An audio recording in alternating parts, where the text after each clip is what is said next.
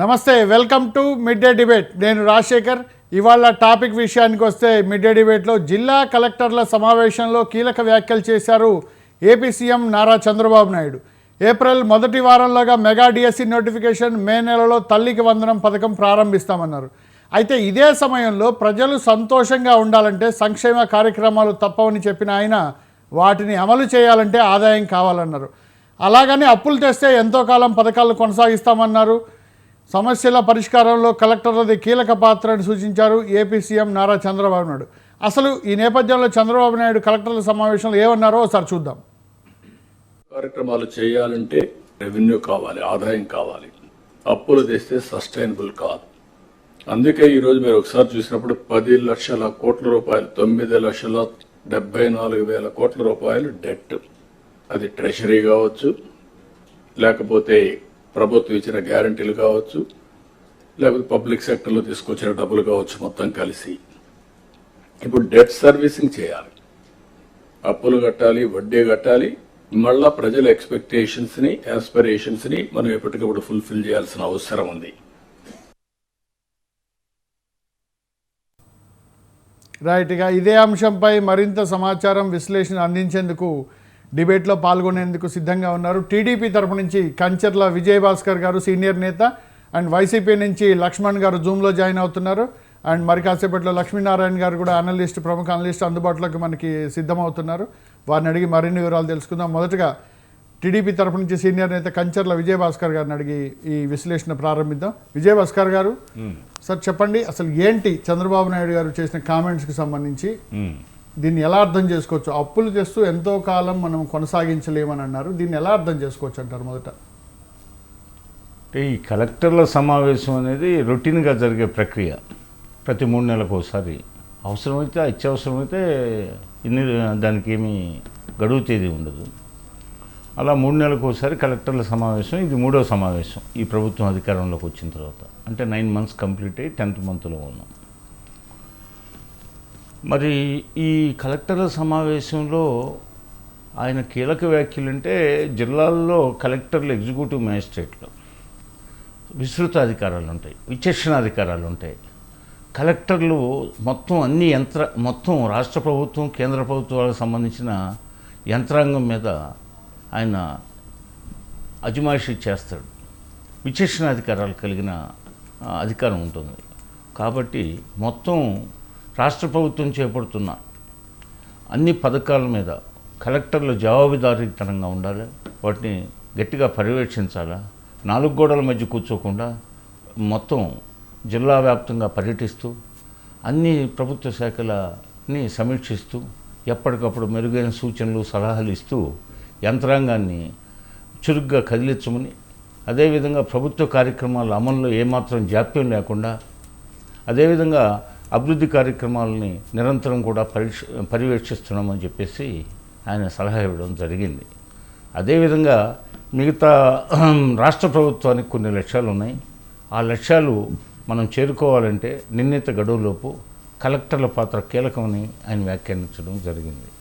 అదేవిధంగా ఇప్పుడు మనం ఏ ప్రభుత్వానికైనా సంక్షేమం, అభివృద్ధి, సుపరిపాలన ముఖ్యం.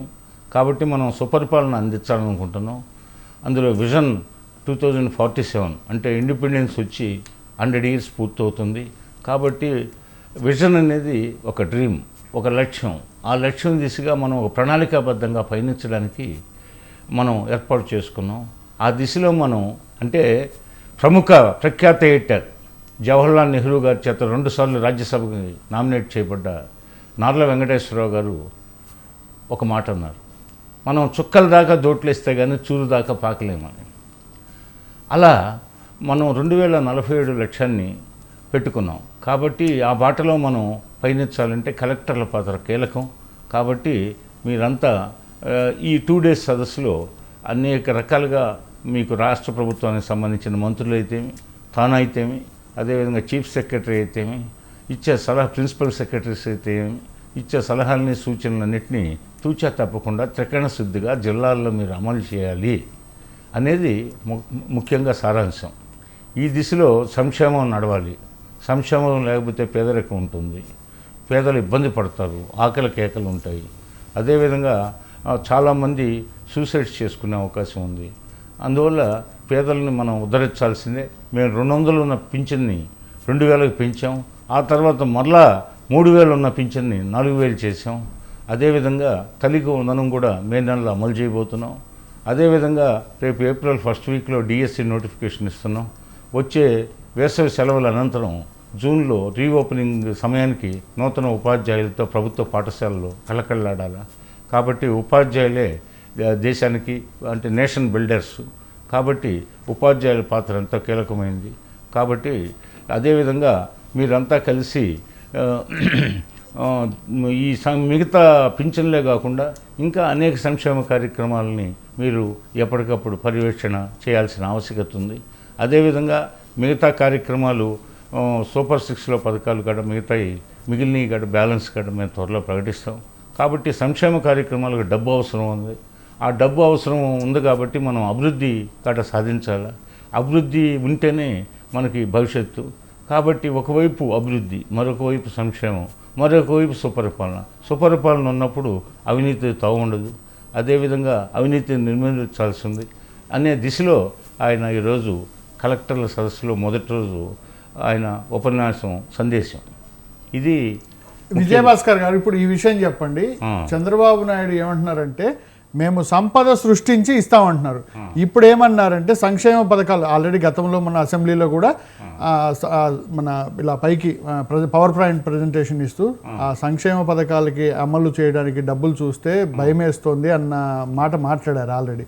ఇప్పుడు అప్పులు తెచ్చి మనము సస్టైన్ కాలేమంటున్నారు. మరి ఈ రకంగా చూస్తే రేపు అభివృద్ధి చేయబోయడానికి సంబంధించి సంక్షేమ పథకాలు కానీ అభివృద్ధి కార్యక్రమాలు కానీ నిధులు ఎక్కడి నుంచి వస్తాయి, ఎలా సాధిస్తారు అంటున్నారు? ఎందుకంటే సంపద సృష్టించాలంటే వెంటనే అయ్యే పని కాదు కదా సాధారణంగా. అవునవును, సంపద సృష్టించడం అనేది అది ఒక దీర్ఘకాలిక వ్యూహం. సంపద సృష్టించడం అదే సంపద సృష్టించడం వేరు, ప్రభుత్వ ఇన్కమ్ని రెవెన్యూని పెంచడం వేరు. అంటే మనకు సహజ వనరులు, అనేక సహజ వనరులు ఉన్నాయి. గొప్ప 1030 కిలోమీటర్లకు పైగా సముద్ర తీరం ఉంది. అదేవిధంగా మనకు అనేక రకాల ఖనిజ నిల్వలు ఉన్నాయి. అదేవిధంగా మనకు గొప్ప ఔషధ మూలికలు ఉన్నాయి. అదేవిధంగా మనకి మంచి ఇతర మానవ వనరులు ఉన్నాయి. వీటన్నిటిని కలబోసి ఇప్పుడు వర్జీనియా టొబాకో మన రాష్ట్రంలో పండిస్తున్నాం, ఏపీలో పండిస్తున్నాం. వర్జీనియా టొబాకో ద్వారా కేంద్ర ప్రభుత్వానికి సుమారు 40,000 కోట్ల విదేశీ మార్గద్రవ్యం వస్తుంది. యాంటీ స్మోకింగ్ మూవ్మెంట్ ఒకవైపు జరుగుతున్నా మరొక వైపు స్మోకింగ్ అనేది ఆగట్లేదు. వర్జీనియా టొబాకో అందుకు అవసరం. అదేవిధంగా బర్లీ పొగాకు అవసరం దానికి. మరి అది మనకి అతి తక్కువ ప్రాంతంలోనే భారతదేశంలో పండించేది. మైసూరులో కొద్ది ప్రాంతాల్లో మన తెలుగు వాళ్ళే పండిస్తారు. ఇప్పుడు మన తెలుగు వాళ్ళ పుణ్యమని కన్నడిగులు కానీ నేర్చుకుని ఇప్పుడిప్పుడే వాళ్ళు కూడా సాగు చేస్తున్నారు. అయితే సింహభాగం మన తెలుగు వాళ్ళది అక్కడ సాగులో, వర్జీనియా టొబాకో సాగులు. అలాగే నెల్లూరు, ప్రకాశం, గుంటూరు, కృష్ణా, వెస్ట్ గోదావరి లాంటి, తూర్పుగోదావరి లాంటి జిల్లాల్లో ఈ వర్జీనియా టొబాకో సాగు అవుతుంది. ఇంతకుముందు తెలంగాణలో కూడా మనకి వరంగల్ జిల్లాలో మహదేవ్పూర్ మండలం, భూపాలపల్లి, పోతే ఏటూరు నాగారం ఆ ప్రాంతాల్లో, కొంత ఖమ్మం జిల్లాలో కూడా పండించేవాళ్ళు. ఇప్పుడు మరి అక్కడ సాగు లేనట్టుగా అనిపిస్తుంది. టోటల్గా ఈ కొద్ది ప్రాంతాల్లో పొగాకు సాగు అయినా దీనికి ప్రపంచ మార్కెట్లో ఆదరణ ఉంది. కాబట్టి టోటల్గా పొగాకు మీదనే మనకు 40,000 కోట్ల పైగా విదేశీ మార్గద్రవ్యం ఆర్జిస్తున్నాం. అందులో మన రాష్ట్రానికి కొంత వాటా ఉంది. అదేవిధంగా ఇప్పుడు గనులు ఉన్నాయి, పోతే వనులు ఉన్నాయి. ఈ గనులు అంటే రకరకాల మనకి చేమకుర్తి గ్రానైట్ ఉంది. అదేవిధంగా అనేక జిల్లాల్లో మంచి గ్రానైట్ ఉంది. అదేవిధంగా మనకి ఈ ఫారెస్ట్ ప్రోడక్ట్స్ ఉన్నాయి.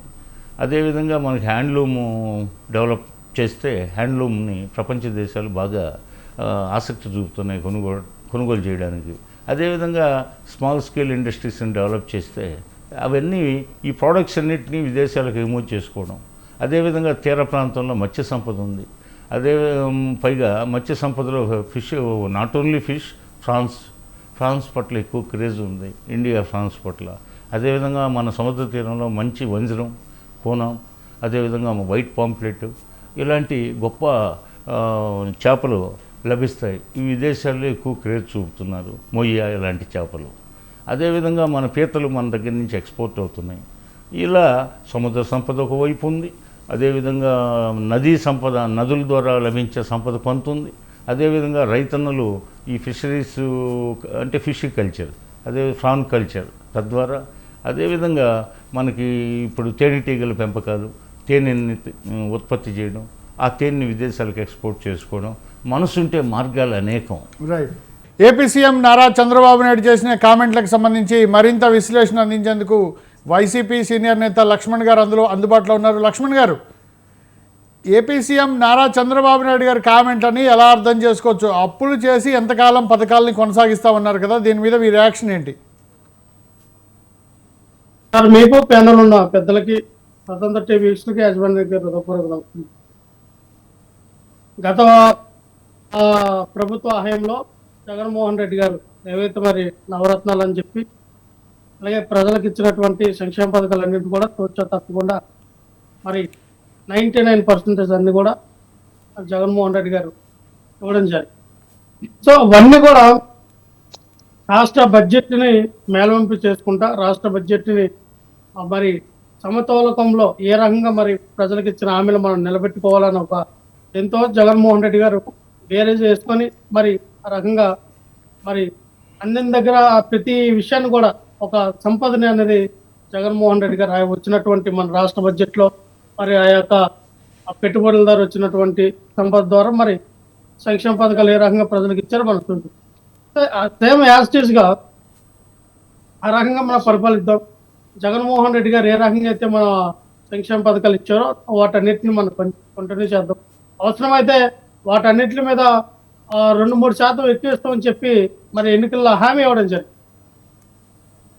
అంటే ఒక దశలో నారా లోకేష్ గారు ఏమన్నారు, సార్ ఇవన్నిట్లు కూడా మీరు చెప్పినటువంటి పథకాలన్నిట్లు కూడా మరి ఈ రోజున మీరు ఇవ్వాలి ప్రజలకి, ఆంధ్రప్రదేశ్ రాష్ట్ర ప్రజలకు ఇవ్వాలంటే 1,47,000 కోట్ల రూపాయలు అవుతాయి కదా. మన బడ్జెట్ ఎంత అండి, మన రాష్ట్ర బడ్జెట్ ఎంత అండి, మన బడ్జెట్కి దానికి సరిపోదు కదా, మనం ఇవ్వలేం కదా అని అడిగితే, అవన్నీ తెలిసే మేము ఈ 31 పథకాలని మేము మేనిఫెస్టోలో పెట్టడం జరిగింది. చిన్న శతక పథకాలు మేము ఇంక్లూడింగ్ 143 కలిపాలు చెప్తాం. సూపర్ 6లో కూడా అందులో భాగమే. ఒక సూపర్ 6 అమలు చేయాలంటేనే 70 నుంచి 80,000-90,000 కోట్ల రూపాయలు మ్యాక్సిమం అవుతాయి సార్ అని ఆ రోజున అడిగిన ప్రశ్నకి ఆయన చెప్పిన సమాధానం. అంటే అధికారంలోకి రావాలి, ఏ రకమైన అబద్ధాలు ఆడైనా సరే ఆంధ్రప్రదేశ్ రాష్ట్ర బడ్జెట్ విలువ మనకు తెలిసినా సరే ప్రజలకు అబద్ధం చెప్పి మనం అధికారంలోకి రావాలి. ఎలాగైనా సరే అధికారంలోకి రావాలని ఒక్కొక్క గోల్ పెట్టుకొని ఇలా అధికారంలోకి వచ్చారు. మరి చంద్రబాబు నాయుడు గారు ఏం చెప్పారు, జగన్మోహన్ రెడ్డి గారికి సంపద సృష్టించడం తెలియదు, నేను వస్తే సంపద సృష్టిస్తాను, ఆ వచ్చిన డబ్బులతో నేను ఈ రాష్ట్రాన్ని అభివృద్ధి చేస్తాను, సంక్షేమ పథకాలు ఇస్తానని చెప్పి ఇప్పుడు ఏమంటారు, అప్పులు తీసుకొచ్చి ఆంధ్రప్రదేశ్ రాష్ట్రాన్ని నేను నడిపించలేను, అప్పులు కలకాలం అప్పులు చేసుకుని వెళ్ళిపోతే మరి ఆంధ్రప్రదేశ్ రాష్ట్రం ఒక అభివృద్ధి దిగిపోతుందని ఆయన మాట్లాడుతూ ఉంది. ఇవన్నీ దానికి అర్థమైందంటే మనకి చంద్రబాబు నాయుడు గారు లాంటి ఒక విజనరీ, చంద్రబాబు నాయుడు గారికి 40 సంవత్సరాల అనుభవం ఉంది, ఆయన 4 సార్లు సీఎం అయ్యారు. ఇటువంటి పరిపాలన దక్షత ఉన్నటువంటి వ్యక్తి ఏ రకంగా మాట్లాడతారు అంటే, ప్రజలకు ఇచ్చినటువంటి హామీలని, ఈ సంక్షేమ పథకాలని పక్కన పెట్టాలని ఒక ముఖ్య ఉద్దేశం మనకు కనబడతాం. కేవలం ఏంటంటే ఈ రోజున మరి కలెక్టర్తో సమావేశమై మన రాష్ట్రానికి మరి ఇన్ని వేల కోట్ల అప్పు ఉంది, అన్ని లక్షల వేల కోట్ల అప్పులు ఉన్నాయి, ఈ అప్పులు మనం తీర్చాలంటే అయిన పని కాదని చెప్తాం. ఒక పక్క ఈ రోజున లోక్సభలో ఇచ్చినటువంటి ఆంధ్రప్రదేశ్ రాష్ట్ర అప్పు ఎంత ఉందంటే 5,66,400 కోట్లు అంతా చూపించారు. ఇది మరి లోక్సభలో వాళ్ళు చెప్పింది కరెక్ట్ కాదంటారా? లేదంటే చంద్రబాబు నాయుడు గతంలో 14 లక్షల కోట్లు, 12 లక్షల కోట్లు, 15 లక్షల కోట్లు జగన్మోహన్ రెడ్డి గారు ఆల్రెడీ అప్పులకు సంబంధించి లక్ష్మణ్ గారు, ఆల్రెడీ అప్పులు రాష్ట్రం అప్పు ఎంత ఉందనే దానికి సంబంధించి ఒక్కొక్క పార్టీ ఒక్కొక్క రకంగా, ఒక్కో ఏరియాలో ఒక్కో రకంగా చెప్తున్న వేదికల మీద అనేది ఉంది ఆల్రెడీ. అసలు ఇప్పుడు మీ వైసీపీ తరపు నుంచి చెప్పండి, చంద్రబాబు నాయుడు గారు చేసిన కామెంట్లు చూస్తే పథకాలు అమలు చేసే ఉద్దేశం ఉందంటారా లేదంటారా? నేను అదే చెప్తున్నా సార్. పథకాలకి గండి కొట్టే ప్రయత్నం చేస్తూ ఉన్నారు. అవసరమైతే సూపర్ సిక్స్ ని ఎగ్గొట్టే ప్రయత్నం చేస్తూ ఉన్నారు. సూపర్ సిక్స్ ని అమలు చేసే ఆ ఉద్దేశం ఏమన్నా కూడా కనబడట్ల కూటమి ప్రభుత్వంలో. ఎందుకంటే ఇది అధికారంలోకి వచ్చిన తర్వాత సంపద సృష్టిస్తా ఉన్నారు. ఏ రకంగా సృష్టించారండి? సంపద రావాలంటే పెట్టుబడులు రావాలి, విదేశాల నుంచి మనకు పెట్టుబడులు రావాలి, కంపెనీలు ఏర్పడాలి, తద్వారా మనకి పెట్టుబడులు సంపద అనేది వస్తుంది. లేదా మనకు ఉన్నటువంటి వనరులని మనం వినియోగించుకోవాలి. ఏ వనరులు వినియోగించుకుంటున్నారంటే మరి ఎర్రచంద్రం ఉంది. ఎర్రచంద్రం ఏమైనా గవర్నమెంట్ అమ్ముతా ఉందా? గవర్నమెంట్ అమ్మట్ల. వాళ్ళకు ఉన్నటువంటి అనుచరులతో వాళ్ళు అమ్మించుకున్నారు, వాళ్ళు డబ్బులు క్యాష్ చేసుకుంటూ ఉన్నారు. అది ఎర్రచంద్రం అనేది మరి మన సహజ సంపదే కదండి. దాన్ని అమ్మి ఎందుకు మీరు సంపద సృష్టించలేరు? ఇసుక ఫ్రీ అన్నారు, దాన్ని మీ దళారులకు అప్పు చెప్పేశారు. మద్యంలో ఈ గతంలో మేము 50,000 కోట్ల రూపాయలు ఆంధ్రప్రదేశ్ రాష్ట్రానికి మరి మద్యం ద్వారా మరి నిధులు సేకరిస్తే జగన్మోహన్ రెడ్డి గారు ఈ రోజున మద్యాన్ని ఏమో మీరు మీ అనుచరులకి వచ్చేటట్టుకేమో వేలం పట్టేసి వాళ్ళకు అప్పు చెప్పేశారు. మరి దేంట్లో డబ్బులు వస్తాయండి గవర్నమెంట్కి? ఇటు నుంచి పెట్టుబడుల ద్వారా డబ్బులు రావు, ఇటు మీరు ఇచ్చినటువంటి చిన్న చిన్నగా ఏవే కార్యక్రమాలు చేస్తున్నటువంటి వాటి నుంచి డబ్బులు రావు. మన దగ్గర ఉన్నటువంటి సహజ వనరులు వినియోగించుకొని వాటి నుంచి డబ్బులు సంపాదించరు. ఇంకా డబ్బులు ఎక్కడి నుంచి వస్తాయి? ఈరోజు మనం పోలవరం కట్టాలంటే కేంద్రం మీద ఆధారపడాలి, అమరావతి కట్టాలంటే కేంద్రం మీద ఆధారపడాలి. వాళ్ళేమో మేము గ్యారంటీ మాత్రమే ఇస్తామో, మీరు అప్పులు తీర్చుకోవాలంటారు. ఈయనేమో 15,000 కోట్లు తెచ్చానంటాడు. ఒక పక్కన 15,000 కోట్లు ఎక్కడికి వచ్చి పెట్టారో తెలియదు. అధికారంలోకి వచ్చిన ఈ 11 నెలల్లో 1,55,000 కోట్ల రూపాయలు అప్పులు తీసుకొచ్చారు. ఎక్కడికి వచ్చి పెట్టారో లెక్కలు చెప్పమంటే చెప్ప. జగన్మోహన్ రెడ్డి గారు పథకాలు ఇచ్చి అప్పులు తెచ్చారు. వీళ్ళు పథకాలు ఇవ్వకుండానే అప్పులు చేస్తా ఉన్నారు. మరి దీని ఏమనాలంటున్నారు? ఖచ్చితంగా సూపర్ సిక్స్ ని ఎగ్గొట్టడానికి చేస్తున్నటువంటి క్రిస్టల్ క్లియర్ ప్రయత్నం ఉన్నాం. మీరు అదే విషయాన్ని మీరు అసెంబ్లీకి వెళ్ళి అడగొచ్చు కదా. మీ నాయకుడు, వైసీపీ నాయకుడు జగన్మోహన్ రెడ్డి అసెంబ్లీ సాక్షిగా నిలదీసుంటే ఆ రేంజ్ వేరే ఉండేది కదా. సార్, ఇప్పుడు ప్రజా సమస్యల్ని ఎత్తాలి, ప్రజా సమస్యల పైన పోరాటం చేయాలంటే ఒక పక్కన సిపిఐ సిపిఎం ఉంది, అలాగే అసెంబ్లీలో కూర్చొని అడుగుతా ఉన్నారు. ఒక పక్కన చాలా దళిత సంఘాలు ఉన్నాయి, అసెంబ్లీలో కూర్చొని అడుగుతా ఉన్నారు. ఇంకా సోషల్ యాక్టివిటీస్ చేసిన చాలా మంది వ్యక్తులు, ఎన్జిఓస్ ఇవన్నీ వాళ్ళు ఏమైనా అసెంబ్లీలో కూర్చొని అడుగుతూ ఉన్నారు. ప్రజా పోరాటంలో ప్రజల్లో తిరిగి ప్రజలతో పోరాటం చేస్తూ ఉన్నారు. అది కదా మనకు కావాల్సింది. అసెంబ్లీలోకి వచ్చి అడిగితేనే చేస్తారు, అసెంబ్లీలో అడుగు పెట్టకపోతే చేయరా? అదేమన్నా రూల్ అనా? ఇప్పుడు గతంలో మీరు కూడా అసెంబ్లీలోకి రాకుండా బాయ్కట్ చేశారు కదా. బాయ్కట్ చేస్తే ఇగో ఇది మంచి పరిపాలన కాదు, నాకు ఇవి అసెంబ్లీ నచ్చలేదు, మంచి పరిపాలన మంచి ప్రభుత్వం వచ్చినప్పుడు నేను అడుగు పెడతానని వెళ్ళిపోయినటువంటి చంద్రబాబు నాయుడు గారు ఈ రోజున ప్రజలందరూ మిమ్మల్ని ఆశీర్వదించారు, 164 సీట్లు ఇచ్చారు. ఏం చేస్తూ ఉన్నారు? ఈ రోజున రోజుకో మాట చెప్తూ ఉన్నారు. ప్రజల యొక్క మైండ్ సెట్ను మారుస్తూ ఉన్నారు. మేము చేయలేము, మేము సూపర్ సిక్స్ హామీ ఇచ్చామో చూస్తేనే భయం వేస్తూ ఉంది. సూపర్ సిక్స్ హామీ ఇచ్చాము, ఇంకొక ఆయనేమో ఎక్కడి నుంచి తీసుకుని వచ్చి ఇవన్నీ మేము నెరవేరుస్తామని మాట్లాడుతూ ఉంటాడు. అంటే ప్రజల యొక్క మైండ్ సెట్ను మార్చే విధానంలో వీళ్ళు ఉన్నారు. అమ్మఒడిని గాలికి వదిలేశారు, ఉచిత సిలిండర్లు అన్నారు. ఈ నెల నుంచి ఎవరికి సిలిండర్లు ఇవ్వాలి? గతంలో 1 సిలిండర్ ఇచ్చారు, ఈ నెల నుంచి సిలిండర్లు ఇవ్వాలి, కానీ ఈ నెల నుంచి ఎవరికి కూడా ఉచిత సిలిండర్ అని ఇచ్చే బాబత కనబడదు. రైట్ లక్ష్మణ్ గారు, మరింత విశ్లేషణ కోసం మిమ్మల్ని మళ్ళీ కాంటాక్ట్ చేస్తాము. సార్ ఒక్క మాట అయిపోయింది సార్. చెప్పండి. ఉద్యోగాలు అన్నారు 20 లక్షల ఉద్యోగాలు క్రియేట్ చేస్తామన్నారు ప్రతి సంవత్సరం. ఏట కూడా 20 లక్షల ఉద్యోగాలు ఎలా క్రియేట్ చేస్తారండి? గతంలో జగన్మోహన్ రెడ్డి గారు ఎవరైతే మరి నిరుద్యోగులు చెబుతూ ఉన్నారో వాళ్ళందరూ కూడా ఫిష్ మార్కెట్లని, మటన్ మార్కెట్లని, అలాగే వాళ్ళకి ఉపయోగపడే ఒక మంచి చిన్న చిన్న స్మాల్ స్కేల్ ఒక 5 లక్షలు 10 లక్షలు పెట్టుబడితో పెట్టుకునే కాపులు తీసుకొస్తే దాన్ని ఎద్దేవా చేశారు. చేపలు అమ్ముకుంటే తక్కువ లాభం వస్తుందంటే మటన్ ఈ రోజున మటన్ అమ్ముకున్నారు, బిల్డింగ్ల మీద బిల్డింగ్లు కడుతున్నారు సార్. వాళ్ళేమో చదువుకోలేనే కదా. అంటే ఇక్కడ మనం చదువును చూస్తూ ఉన్నాం. వ్యాపారం అనేది చదువుతో పని లేదు. ఈ రోజున అదే మటన్ షాప్ని మీరు ఎద్దేవా చేస్తారు. మీరు ఏం చేస్తూ ఉన్నారు? కనీసం ఎవరికి నిరుద్యోగులకి ఉపాధి కల్పించే పని కూడా మీరు ఇవ్వలేకపోతూ ఉన్నారు కదా. ఆ రోజున జగన్మోహన్ రెడ్డి గారు చక్కనైన ప్రయత్నమైనా చేశారు. ఎవరు మీరు ఖాళీగా ఉండకూడదు, అయితే మీరు షాపులైనా అమ్మండి, మటన్ అయినా అమ్మండి, అది ఏదైనా షాపులు బట్టి మీరు అభివృద్ధి చెందాలని. సీఎం నారా చంద్రబాబు నాయుడుకి సంబంధించి, ఆయన వ్యాఖ్యలకు సంబంధించి మరింత విశ్లేషణ అందించేందుకు సీనియర్ అనలిస్ట్ లక్ష్మీనారాయణ గారు అందుబాటులో ఉన్నారు. లక్ష్మీనారాయణ గారు నమస్కారం అండి. నమస్తే. ఇవాళ లక్ష్మీనారాయణ గారు కలెక్టర్ల కాన్ఫరెన్స్లో ఏపీ సీఎం నారా చంద్రబాబు నాయుడు చాలా కీలక కామెంట్లు చేశారు. అప్పులతో ఎంతకాలం సంక్షేమ పథకాలు అమలు చేస్తామనే ఇదిలో మాట్లాడారు. అంటే ఇప్పుడు ఆదాయం సంపద సృష్టి ప్రభుత్వం వచ్చి 9 నెలలు అవుతుంది. సంపద సృష్టించి మేము హామీలు అమలు చేస్తామని ఎన్నికల హామీల్లో భాగంగా మాట చెప్పారు చంద్రబాబు నాయుడు అండ్ కూటమి నేతలు. ఇప్పుడు ఇలాంటి మాటలు చెప్పడం వల్ల ప్రజల్లోకి ఎలా సంకేతాలు ఎలాంటివి వెళ్ళబోతున్నాయి అంటారు? అసలు ఏం జరగబోతోంది? కలెక్టర్ల సమావేశంలో చంద్రబాబు నాయుడు గారు మాట్లాడినటువంటి సమాచారాన్ని నేను కొంతవరకే చూశాను.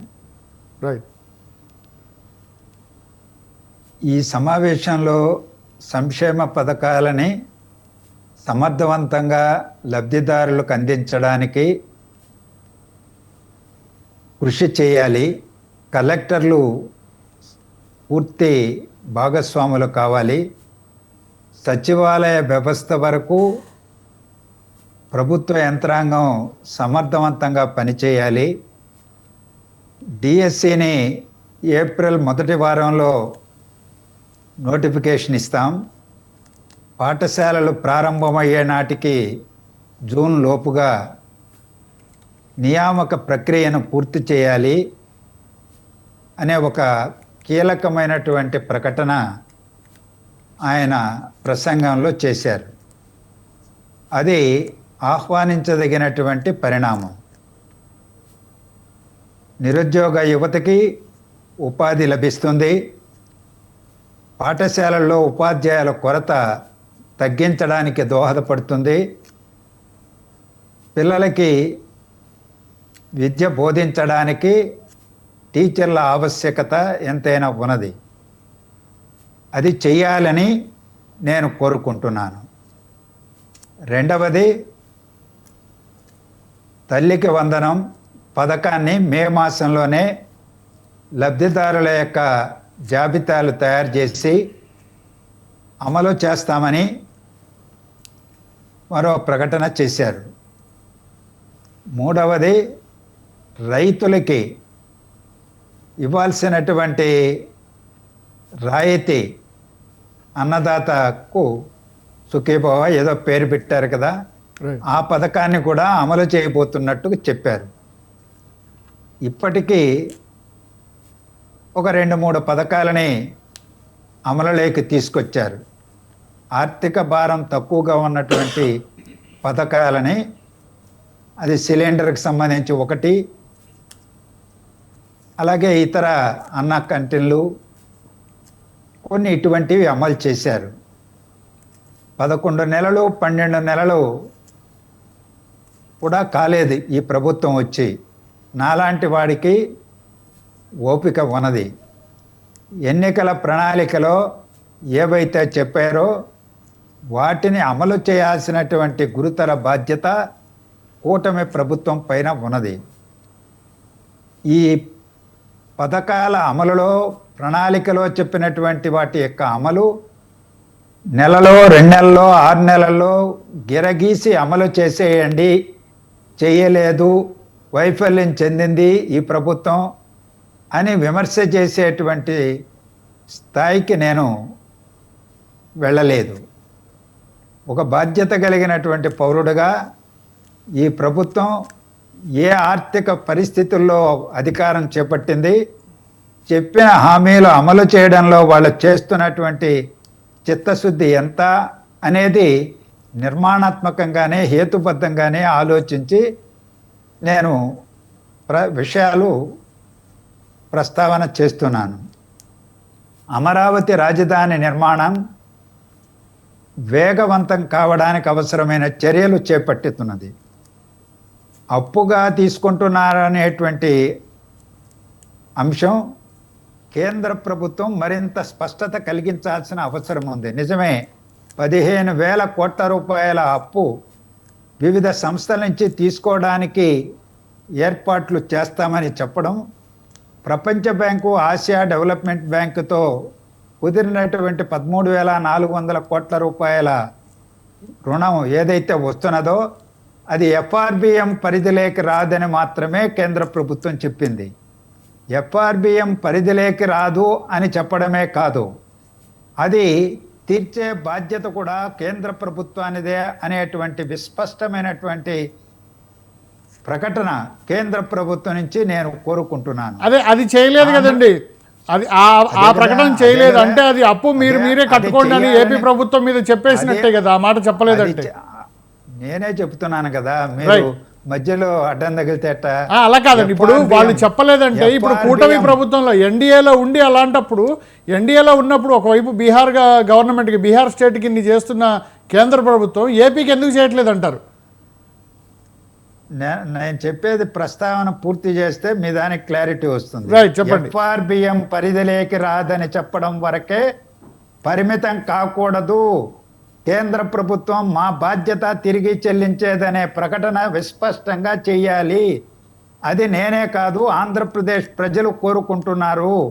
కానీ అది గవర్నమెంట్ తరఫు నుంచి నేను అడుగుతున్నానండి, వేరే వాళ్ళ గురించి నేను ఎలా మాట్లాడతాను? అలాగే ప్రభుత్వం తరపు నుంచి ఇప్పటికన్నా అది ఆ మాట వచ్చి కూడా చాలా రోజులు ఈ పార్టీకి ప్రస్తావన వచ్చి ఉండాలి కదా ప్రభుత్వం తరపు నుంచి.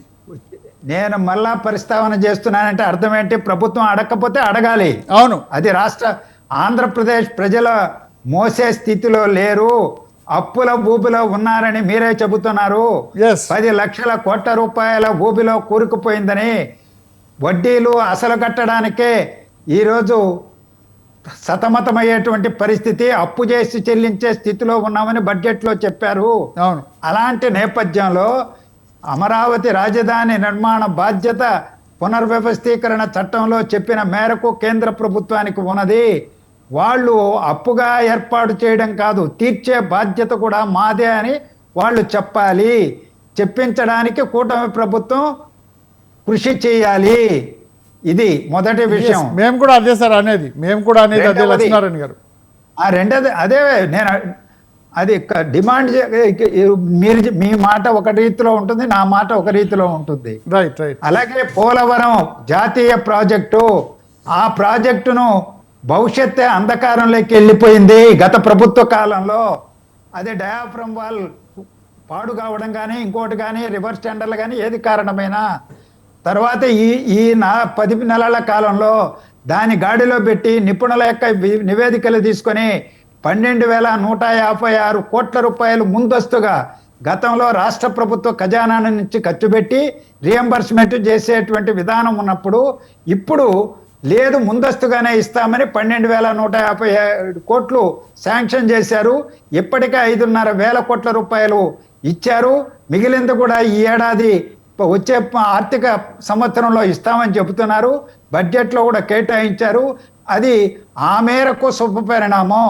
కానీ 41.15 మీటర్ల వరకు దాని నిర్మాణాన్ని పూర్తి చేయాలని కేంద్ర ప్రభుత్వం ఆదేశాలలో ప్రస్తావించడం తీవ్ర గర్హనీయమైనటువంటిది, అభ్యంతరకరమైంది. 45.72 మీటర్ల గరిష్ట స్థాయిలో ఏదైతే రాష్ట్ర ప్రభుత్వం చెబుతున్నదో అక్కడికి, అది ప్రాజెక్టు నివేదికలోను సిడబ్ల్యూసి ఆమోదించినటువంటి ఇది ట్రిబ్యునల్ ఆమోదించింది. ఆ మేరకు నిర్మాణం చెయ్యాలి, యుద్ధ ప్రాతిపదికపైన చేయాలి. దాంట్లో గరిష్ట స్థాయిలో నీటిని నిల్వ చేయాలి, ప్రయోజనాలు రాష్ట్రానికి వనగొట్టాలి. ఇలాంటి అనేక అంశాలు రాష్ట్ర అభివృద్ధితో ముడిపడినటువంటివి ఉన్నాయి. ఇవాళ ఏడాదిలోనే అన్నీ ఒక్కసారిగా అవుతాయనే దురాశ నాకు లేదు. అందుకనే హేతుబద్ధంగా జరుగుతున్న దాన్ని అంచనా కట్టి ప్రస్తావనలు చేశాను. రైట్. ఇక కంచర్ల విజయభాస్కర్ గారిని అడిగి మరింత విశ్లేషణ చూద్దాం. విజయభాస్కర్ గారు చెప్పండి. ఇప్పుడు లక్ష్మీనారాయణ గారు చెప్పారు, కీలకమైన పాయింట్లు రైజ్ చేశారు. ఆ అప్పుకు సంబంధించి అది గవర్నమెంట్ ఈ మాట కూడా, కేంద్రం ఈ మాట కూడా చెప్తే బాగుండేది, అలా చెప్పకపోవడం అని చెప్పన్నారు. ఎందుకంటే మా ప్రశ్న ఏంటంటే, ఇప్పుడు సంపద సృష్టి అనేది టైం పడుతుంది, అది ఎవరైనా ఒప్పుకోవాల్సిందే. గవర్నమెంట్ వచ్చి 9 నెలలు 10 నెలలు అలా అవుతుంది కాబట్టి. అయితే ఇప్పుడు మీరు హామీల అమలుకి ఒకవైపు సెంట్రల్ గవర్నమెంట్ అది అప్పు కింద ఇది చేస్తే, మీరు భాగస్వామిగా, ఎన్డీఏ భాగస్వామిగా ఉన్నారు, ఎందుకు ఆ ప్రకటన చేయించలేకపోతున్నారు? ఏంటి హర్డిల్స్ ఏంటి మీకు అక్కడ?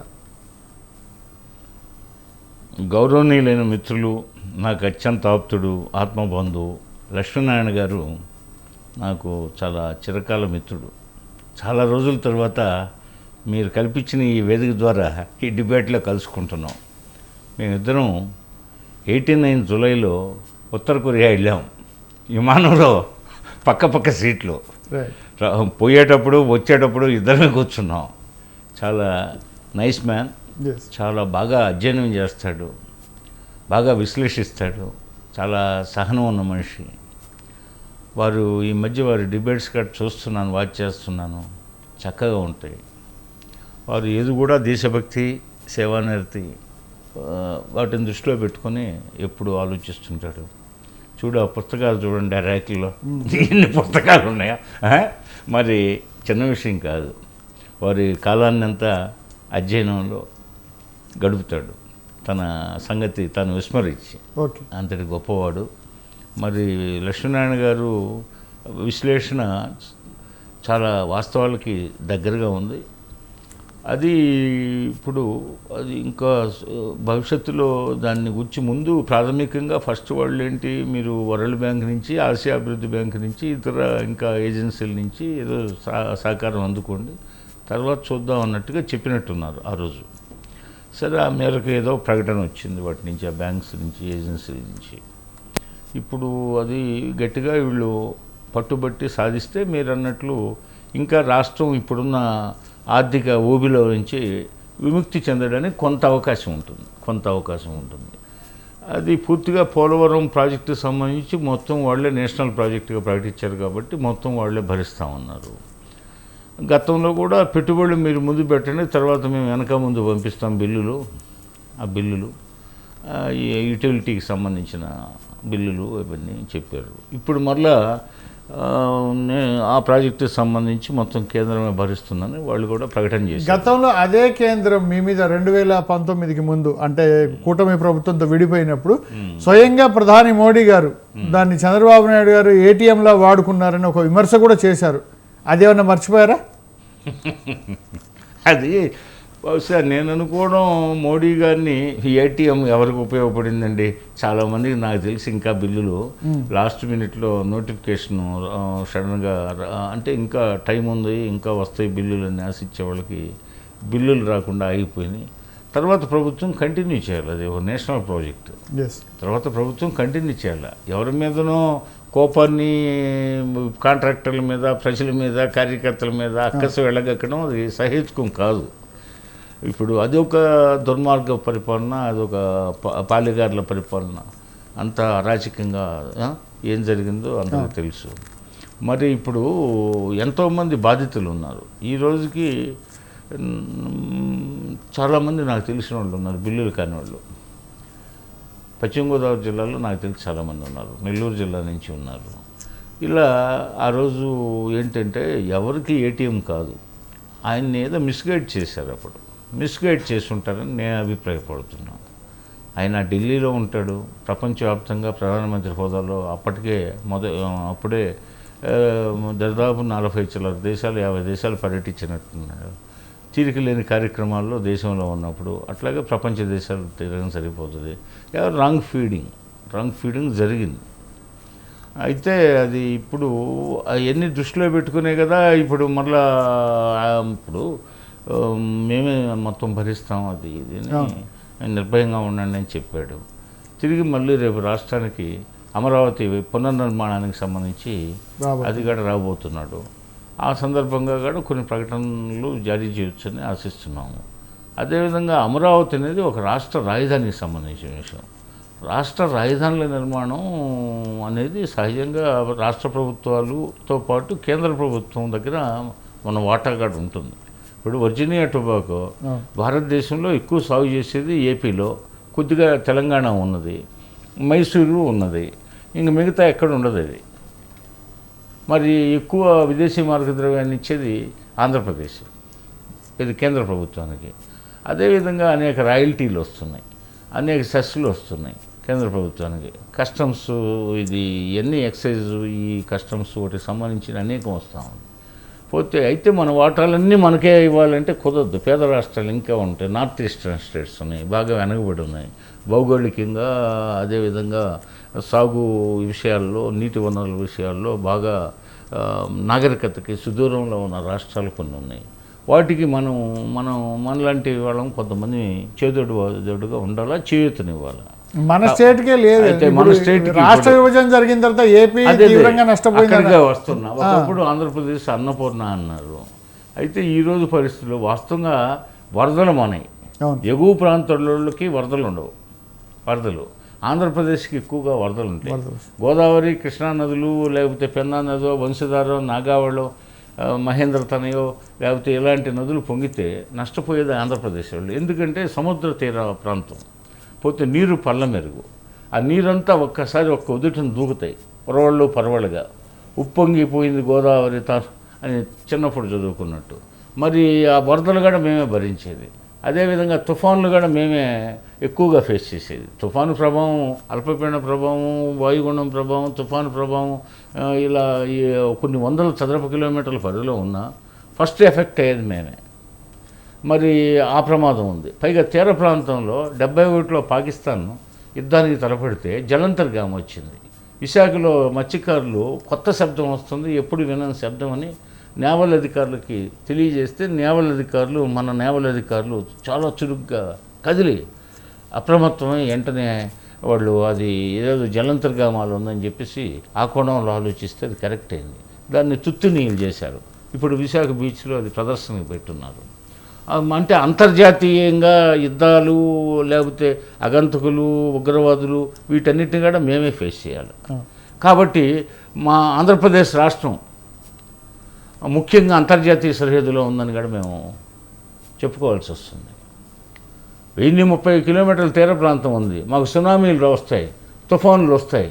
అదేవిధంగా ఈ నదులు అన్నీ మేము చివరి ప్రాంతం, నదులకి మేము వరదలను ఫేస్ చేయాల్సి వస్తుంది. ఈ విధంగా ఆంధ్రప్రదేశ్ అనేది అది ఎప్పుడంటే వాతావరణం పూర్తిగా సహకరించినప్పుడే పాడి పంటలు, వాతావరణంలో మార్పులు చేర్పులు, ఇంబ్యాలెన్స్ ఆఫ్ నేచర్. ఇప్పుడు మీరు చెప్పినవి ఇవన్నీ జరగాలంటే ఎంత టైం పట్టుద్ది అంటారు? ఇంకా అది సుదీర్ఘకాలం. ఇప్పుడు ఆల్రెడీ ఉండేది 5 years షార్ట్ టర్మ్ అండి. జనరల్గా మీకు తెలియంది కాదు, 5 years షార్ట్ టర్మ్లో ఇప్పుడు పబ్లిక్ ఎలా ఉన్నారంటే సాధారణంగా ఎన్నో అంచనాల మధ్య వైసీపీ వాళ్ళని ఓడించేశారు. చాలా మార్జిన్ తేడాతో కూటమిని బ్రహ్మాండంగా గెలిచాక మన లక్ష్మీనారాయణ గారు చెప్పారు. కొన్ని పథకాలు సూపర్ 6లో అమలు చేశారు, కొన్ని ఏదో చేయబోతున్నట్టున్నారు. తల్లికి వందనం మేలో రాబోతుంది, అది సూపర్ 6లోదే కదా. వాళ్ళు ఇచ్చింది చాలా తక్కువ. వాళ్ళు ఏదో ఒకటి ఇచ్చారు. మేము ఎంతమంది ఉంటే అంతమందికి ఇంట్లో, అంటే కుటుంబంలో ఎంతమంది ఉన్నా government is ready to pay అనే దృక్పథంతో ఆ రోజు ప్రకటించారు. అందుకు ఆ మాట కట్టుబడి ఉన్నారు. మిడ్ డే డిబేట్లో లక్ష్మీనారాయణ గారిని అడిగి మరింత విశ్లేషణ తెలుసుకుందాం. లక్ష్మీనారాయణ గారు చెప్పండి. ఇప్పుడు గతంలో కూటమి ప్రభుత్వం హామీ ఇచ్చిన తర్వాత అట్ ద సేమ్ టైం ఎన్నికల సమయంలో మూలనున్న ముసలమ్మ కూడా బటన్ నొక్కుతుందని స్వయంగా సీఎం చంద్రబాబు నాయుడే వ్యాఖ్యానించిన సందర్భాలు మనం చూసాం. ఇప్పుడు అదే బటన్ ఎందుకు నొక్కలేకపోతున్నారని ఈ మధ్యకాలంలో జగన్మోహన్ రెడ్డి గారు ప్రెస్ మీట్లలో కూడా చాలాసార్లు ప్రశ్నించాడు. ఇప్పుడు ఇలాంటి టైంలో ఈ నిధుల కొరత, ఇది అన్నీ చూసుకోకుండానే హామీలు ఇచ్చారంటారా? మొదట మా మిత్రులు విజయభాస్కర్ గారు నా గురించి కాస్త మంచి మాటలు చెప్పినందుకు వారికి ధన్యవాదాలు. ముందు ఏం అక్కడ గొప్ప దేశభక్తి ఉండే మనిషి, చాలా ఒబిడియంట్గా ఉంటాడు. Thank you. ఇప్పుడు ఆంధ్రప్రదేశ్ చెప్పండి, ఏ నేపథ్యంలో ఉన్నది, ఆర్థిక పరిస్థితి ఏంటి అనేది మీకు, నాకు, ప్రజలందరికీ కూడా తెలుసు. ఇంతకుముందు ఒక వైసీపీ మిత్రుడు చెప్పాడు 5,60,000 కోట్ల రూపాయలు అప్పులున్నాయని చెప్పారని. అవి ఆర్బీఐ అనుమతితో తీసుకొచ్చినటువంటి అప్పుల మొత్తం. ఇవాళ ఉద్యోగులకే 25,000 కోట్ల రూపాయలు బాకీ పెట్టిపోయారు. అందులో 6,000 కోట్ల రూపాయలు ఈ నెలలో విడుదల చేయబోతున్నట్టు ఎన్జిఓ నాయకుడిగా చెప్పినటువంటి ప్రకటన నేను చూశాను. ఈ నెలలోనే విడుదల చేయబోతున్నట్టు. అంటే ఆ 25,000 కోట్ల రూపాయలు అప్పుల్లో భాగంగా చూడాలి కదా. అలాగే కాంట్రాక్టర్లకు ఇవ్వాల్సినటువంటి బిల్లులు అనేకం పెండింగ్లో ఉన్నాయి. అవి 1,00,000 కోట్లు ఉన్నాయా, ఇంకా ఎక్కువ ఉన్నాయా? వాళ్ళు అర్ధనగ్న ప్రదర్శనలు కూడా చేశారు రాష్ట్రంలో గత ప్రభుత్వ కాలంలో. అలాగే కార్పొరేషన్లు చేసినటువంటి అప్పు, ఇలా అన్ని అప్పులు కలిస్తే 10,00,000 కోట్ల రూపాయలు అప్పు ఉందని స్పష్టంగా బడ్జెట్లో కూడా చెప్పారు. అలాగే అంతకుముందు వైట్ పేపర్ కూడా ప్రకటించారు. ఆ నేపథ్యంలో అప్పులు పుట్టనటువంటి పరిస్థితి ఉందేమో అనేటువంటి దుస్థితి నుంచి నెలలో 1వ తారీఖునే జీతాలు ఇచ్చేటువంటి పరిస్థితి గతంలో లేకపోతే ఈరోజు పునరుద్ధరించారు. రైట్. అలాగే ఏడాదిలోనే అన్నీ జరిగిపోతాయని నేను అనడంలే. వృద్ధాప్య పెన్షన్లు పెంచారు, అమలు చేస్తున్నారు, 1వ తారీఖే ఇస్తున్నారు, మనం చూస్తున్నాం. అలాగే పథకాల అమలుకు బాధ్యత వహిస్తామన్నారు, జవాబుదారీతనంతో అమలు చేస్తామన్నారు, నిధులు సమకూర్చుకుంటున్నారు. అప్పులు చేస్తున్నటువంటి మాట వాస్తవమే. ఆ అప్పులు ఎక్కడ ఖర్చు పెడుతున్నారనేటువంటిది ముఖ్యమైనది.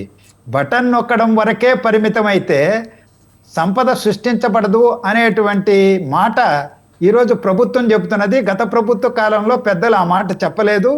క్యాపిటల్ ఇన్వెస్ట్మెంట్ అనేటువంటిదే ఎక్కడా మనకు కనిపించలే.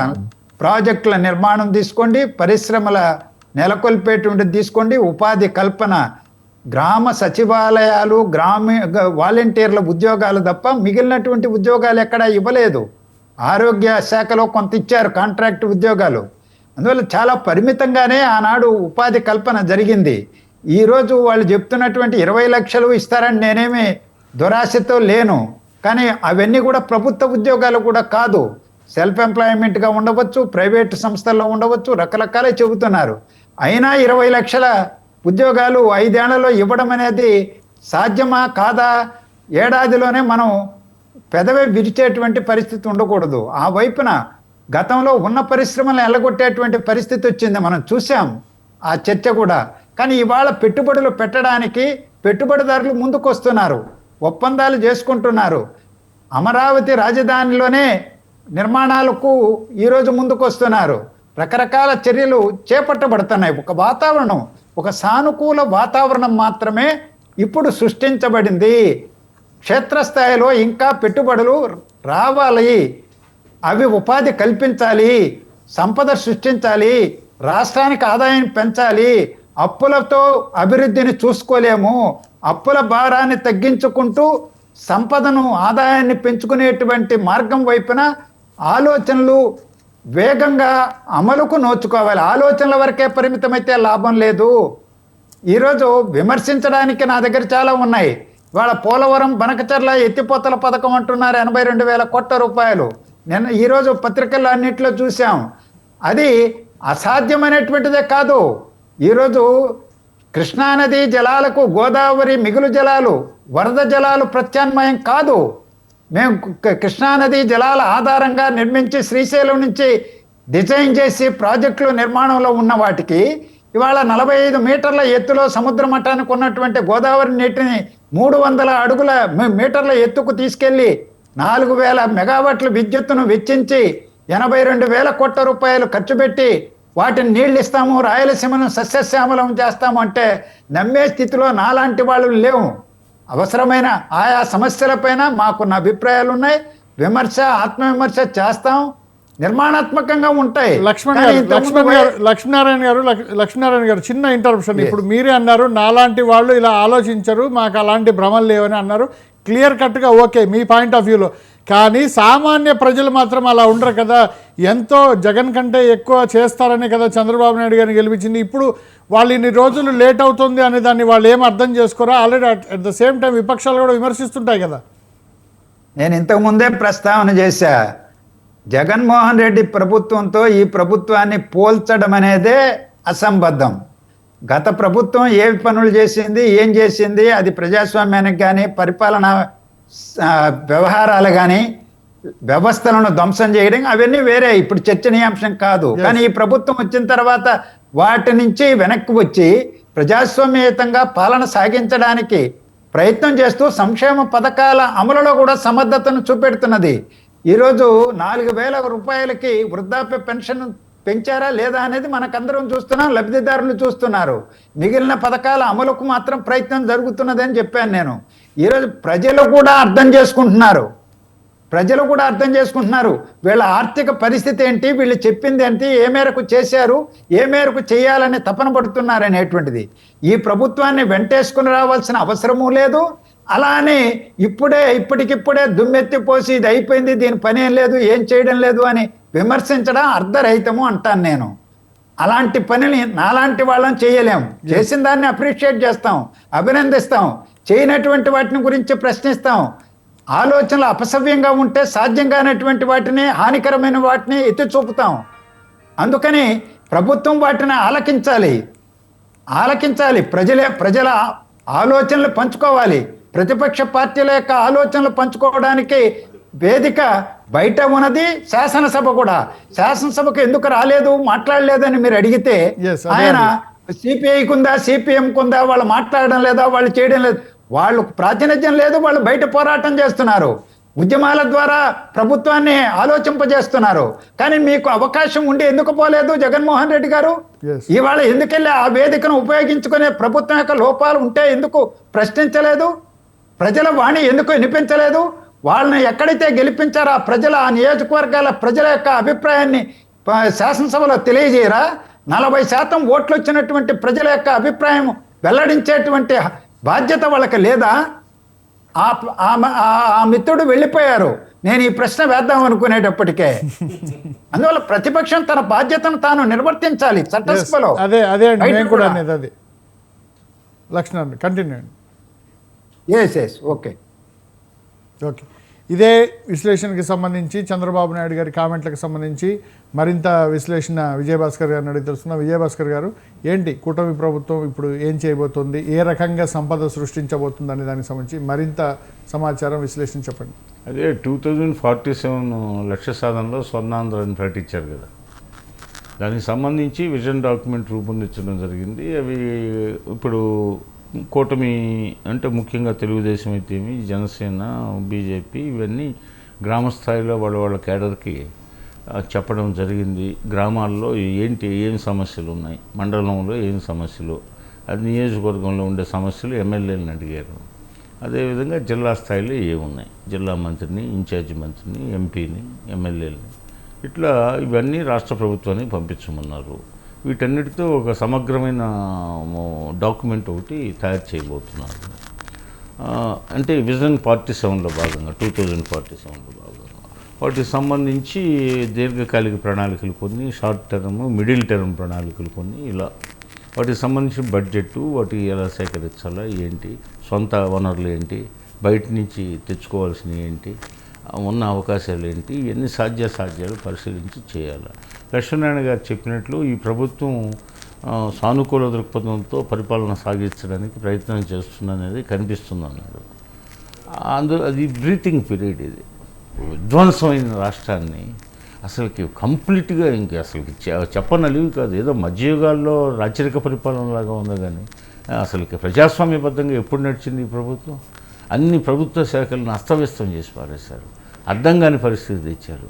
వాటన్నిటిని సమీక్షిస్తూ మేధావులను పెట్టుకొని, అధికారులను పెట్టుకొని అవన్నీ ఒక్కోదాన్ని ఘాటిలోకి పెడుతున్నారు. ఈ క్రమంలో మళ్ళీ సంక్షేమాన్ని విస్మరించకుండా, అభివృద్ధిని విస్మరించకుండా ఇట్లా మరలా 2047 100 years ఆఫ్ ఇండిపెండెన్స్కి బాటలు, స్వాతంత్ర ఫలాలు అప్పటికి, అంటే సుదీర్ఘ స్వాతంత్రం సాధించి ఇప్పుడు 77-78 సంవత్సరాలు అయింది. అదేం తక్కువ పీరియడ్ కాదు.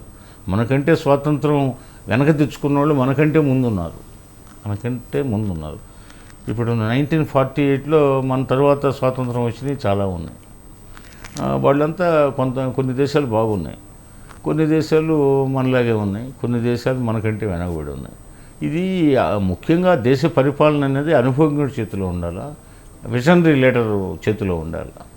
అంతేగాని జగన్ బాబుకు ఉంటే కోరిక మాత్రమే, నేను ఒక ముఖ్యమంత్రిని కావాలా, దాన్ని ఒక వ్యాపార కేంద్రంగా, అధికారాన్ని ఒక వ్యాపార కేంద్రంగా మార్చాలా, నేను నా అనుచరులను కొంతమంది పెద్ద గజ దొంగకి చిన్న గజ దొంగలు తోడు ఉంటారు ఆయన దొంగతనాలకి, అలా ఆయన దొంగల మూట ఒకదాన్ని సృష్టించుకున్నాడు. మాఫియాలు వాళ్ళని సృష్టించుకొని రాజకీయ పరిపాలన సాగించాడు. ప్యాలెస్ల మీద ఆయనకు మోజు.